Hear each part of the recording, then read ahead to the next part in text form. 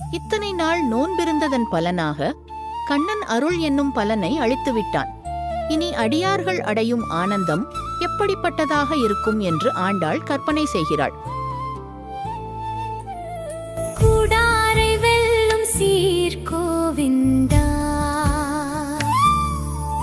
உன் தன்னை பாடி பறை கொண்டு யாம்பெரு சம்மானம், நாடு புகழும் பரிசினால் நன்றாக சூடகமே தோள்வளையே தொடை செவிப்பூவே, பாடகமே என்றனைய பல்கலனு யாமணிவோம், ஆடை உடுப்போம் அதன் பின்னே பாட்சோறு, மூடனை பெய்து முழங்கை வழிவார, கூடியிருந்து குளிர்ந்தேலோரியம் பாவாயே.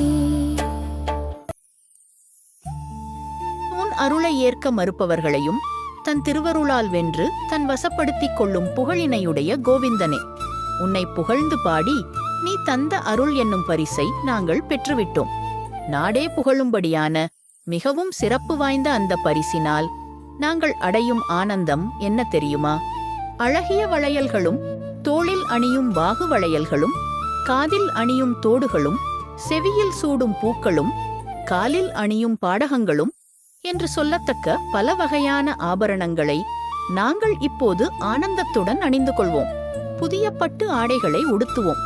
அதன் பின்னர் பாலும் சோறும் கலந்த அந்த திவ்ய உணவை முழுவதும் நெய்யை ஊற்றி அந்த நெய்யானது முழங்கை வரையிலும் வழிந்து ஓடுமாறு நாங்கள் அனைவரும் ஒன்று சேர்ந்து அந்த நெய்யில் தோய்ந்த பாச்சோற்றை உண்டு பிறவித் துயரம் நீங்கி மனமும் உடலும் குளிர்ந்து பேரின்பத்துடன் மகிழ்வோம்.